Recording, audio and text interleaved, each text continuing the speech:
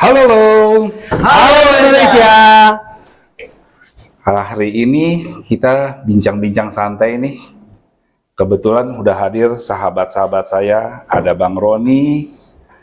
Bang siapa? Bang Pian. Bang Pian. Satu lagi. Yang keren nih. Paling keren nih Bang. Bang Siapa nih? Bollywood ya. Bang David namanya. Kita alhamdulillah nih kita dapat tamu-tamu yang sangat orang-orang hebat ya, yang banyak pengalaman. Yang hebat hostnya dong. Bang Boy. Ya, kenalkan saya Boy ya. Nah, sekarang nih kita mau bincang-bincang santai nih. Topik kita kira-kira apa nih yang enak nih? Bang Roni apa nih? Katanya pinjol. Oh, pinjol. Nah, ini Bang punya Pian pengalaman nih pinjol nih, sahabat saya nih. Bang Pian ini. Ya, Bang Pian nih. Cerita Jadi tentang ceritanya saya mau tahu dulu nih Bang Pian nih. Bang Pian kata tadi banyak pengalaman nih masalah pinjol. Sebetulnya gimana sih? Kira-kira apa sih pinjol itu? Banyak pengalaman berarti peserta pinjol. Mungkin jadi. Tapi dia udah cerita kan banyak pengalaman. Masyarakat yang ngobrol sama beliau banyak pengalaman kalau Ya. pinjolnya banyak. Kita dengerin dulu. Kita dengerin dulu ya Bang Pian. Ayo silakan Bang Pian. Baik, makasih, Bang. Kenalin dulu dong Bang Pian udah minjem di mana nih kita nih. Waduh. Ayo silakan Bang Pian. Ya. Jadi banyak masyarakat kadang-kadang pada ngobrol nih, saya kadang-kadang ngobrol dengan teman-teman gitu kan. Ngobrol dengan teman-teman memang tadi mereka tuh pada terjerat pinjol gitu, dalam arti terjerat pinjolnya masalahnya karena memang misalkan mereka mau bayar angsuran motor, paling cepat minjem sama tetangga itu kan susah. Iya. Gitu kan, minjem sama tetangga itu susah. Akhirnya dengan cara cepat cukup pasang KTP, cekrek, hitungan 2 menit keluar uang. Langsung cair. Kok bisa gitu? Nah itu kita nggak tahu dah gitu. Pokoknya prosesnya aplikasi itu. Dan aplikasi memang banyak. Nah akhirnya mereka membayar angsuran dan sebagainya, ada jatuh tempo belum sampai mereka harus bayar, minjem lagi di aplikasi yang lain berbeda. Nah ini nih. Di aplikasi yang berbeda banyak. Sampai dan akhirnya kan satu orang bisa 5 pinjol kadang-kadang. Nah saya mau nanya nih sama Bang Roni. Bang, itu ada dasar hukumnya nggak sih Bang? Kewenangan pasti otoritas jasa keuangan. Ya, OJK. Tapi sejauh mana aturan yang menjadi dasar hukum itu memang sudah ada atau belum?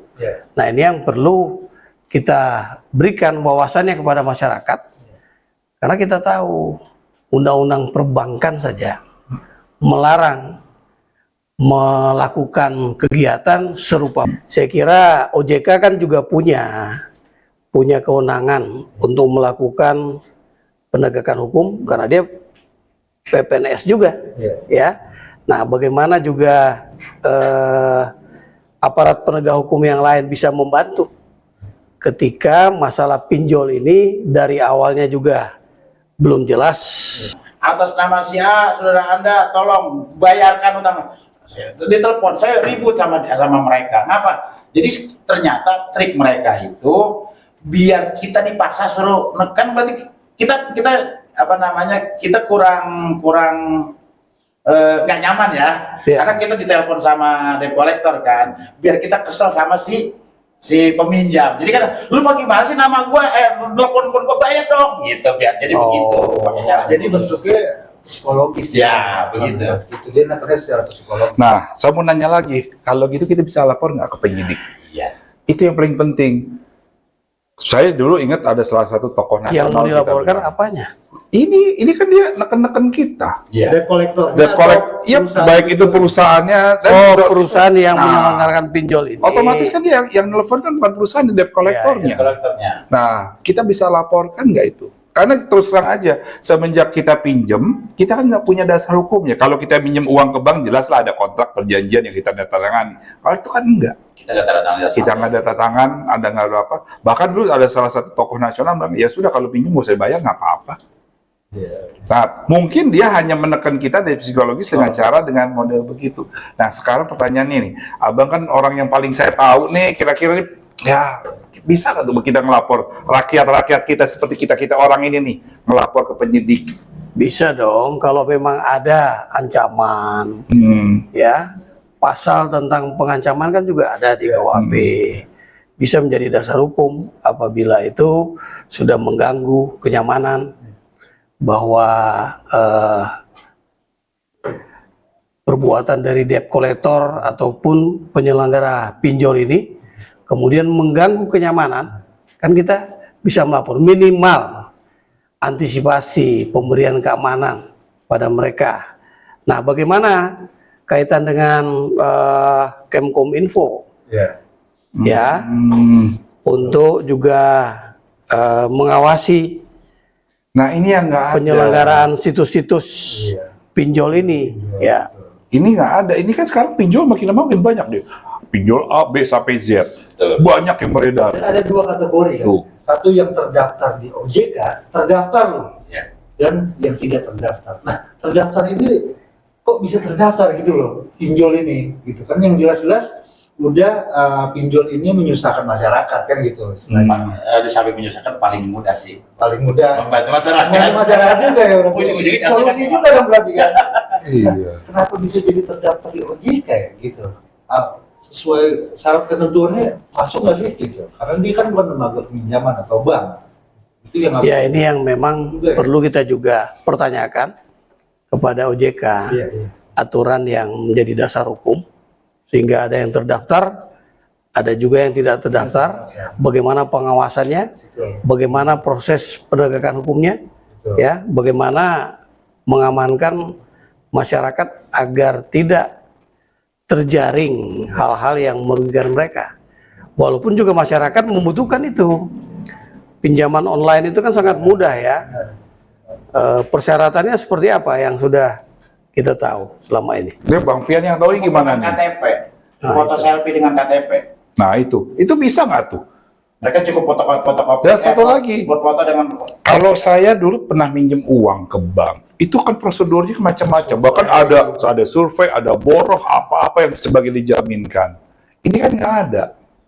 Itu emang kelihatannya enak sebagai dewa penolong ya. Wah kita nolong, wah. Memang nggak berat-berat, tapi kan memberatkannya gini. Kita minjem sama 1 juta, harus kembali bisa 5 juta kan?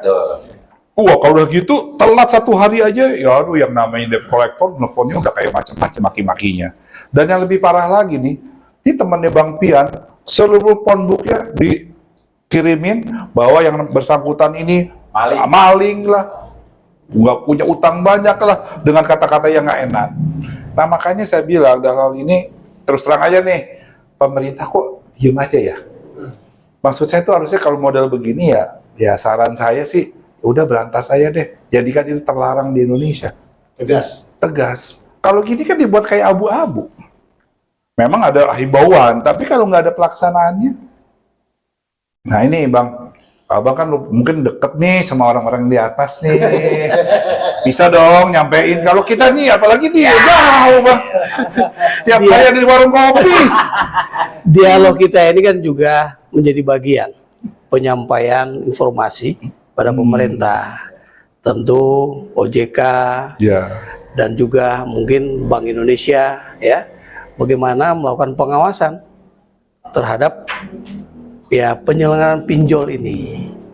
Pemberantasan pinjol ini juga tentu perlu dilakukan apabila ya manfaatnya itu tidak ada, ya apalagi kerugiannya lebih banyak.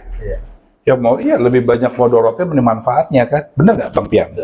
Nah sekarang inilah saya pikir manfaat sesaat. Ya mungkin bincang-bincang kita kalau diterusin terlalu lama mungkin sampai pagi kali ya, nggak selesai-selesai ya.